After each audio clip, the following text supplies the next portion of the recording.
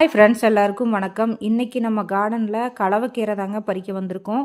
இதில் சிவப்பு தண்டு கீரை, பச்சை தண்டு கீரை, பொன்னாங்கண்ணி கீரை, சாரணக்கீரைன்ட்டு நிறைய கீரை இருந்தது. சிறுகீரை, அரைக்கீரை, சரி இது எல்லாமே பறித்து நம்ம கடையிலுக்கு யூஸ் பண்ணிக்கலான்னு சொல்லிட்டு பறிக்க ஆரம்பிச்சாச்சுங்க. இதில் என்ன ஒரு விஷயம்னு பார்த்தீங்கன்னா, பொன்னாங்கண்ணி கீரை ஒரு தடவை சாப்பிட்டுட்டு அதோட தண்டை எடுத்து நட்டு வச்சோம் பாருங்கள், எல்லா செடிகளையும் டாமினேட் பண்ணிடுச்சு பாருங்கள். இது எல்லாமே பறிச்சாச்சு. சாரணக்கீரை, மற்ற கலவைக்கீரை எல்லாமே பறித்து வச்சாச்சுங்க. இந்த பொன்னாங்கண்ணி கீரை பார்த்தீங்க அப்படின்னா எல்லா இதுலேயுமே டாமினேட் பண்ணிடுச்சுங்க. ஒரு ஒரு தண்டு நட்டு வச்சேன்னு பேர் தான்.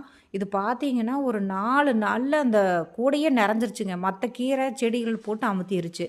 இது ப்ரக்கோலிங்க, நல்லா வளர்ந்து வருது பாருங்கள். இதுலேயுமே ரோஸ் செடிக்கு பக்கத்தில் நட்டு வச்சா அதுவுமே வந்துட்டு நல்லா வளர்ந்து வந்துருச்சுங்க. இந்த பொன்னாங்கண்ணி கீரை ஒரு நாளைக்கு அறுவடை பண்ணி நம்ம சமைச்சிருவோம். நல்லா டேஸ்ட்டாக இருக்குங்க பொன்னாங்கண்ணி கீரை. கண்ணுக்குமே ரொம்ப நல்லது.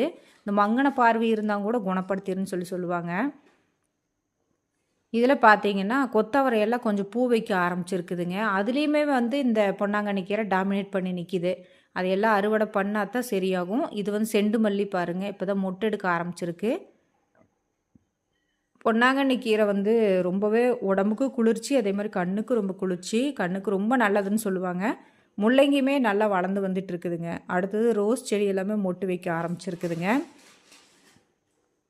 அந்த ப்ரக்கோலிக்கு கீழே பார்த்தீங்கன்னா 2 குட்டி செடி வந்து சிக்கி இருந்தது. சரி அதை எடுத்து தனியாக ஒரு பேக்கில் எடுத்து வச்சிடலான்னு சொல்லிட்டு அதை பறிச்சாச்சுங்க. தனியாக எடுத்து வச்சா தாங்க நல்லா பெருசாக வளரும். இந்த பக்கம் தக்காளி, ப்ரக்கோலி, அப்புறம் இது பார்த்தீங்க அப்படின்னு கேஷவர்த்தினிங்க. தலைக்கு எண்ணெய் காய்ச்சி தேய்க்கிறதுக்கு வந்து ரொம்ப நல்லது. அதுக்காக வச்சுருக்கோம். ரேர் செடிங்க அது. இது ரோஸ்மேரிங்க, எல்லாருக்கும் தெரியும். அதுவுமே தலைக்கு எண்ணெய் காய்ச்சி போடலாம்.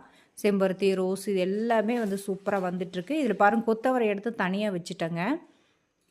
இந்த சைடு செடி எல்லாமே நல்லாயிருக்கு. முள்ளங்கியுமே பாருங்கள் தண்டு வைக்க ஆரம்பிச்சிச்சு. பெருசாக வந்து வச்சுருக்கு பாருங்கள். இந்த கீரையுமே சமைச்சு சாப்பிட்லாங்க, உடம்புக்கு ரொம்ப நல்லது தான்.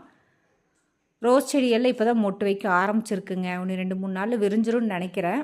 இவ்வளோதாங்க கார்டனோட அப்டேட்டு.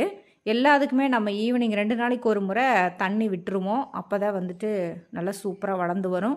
ஏன்னா அந்த குளிர்காலத்துலேயுமே தண்ணி விடாமல் இருக்கக்கூடாது. ஒரு 2 நாளைக்கு ஒருக்காவது நம்ம தண்ணி விடணும். கீரை எல்லாமே பறிச்சாச்சு. தேங்க்யூ.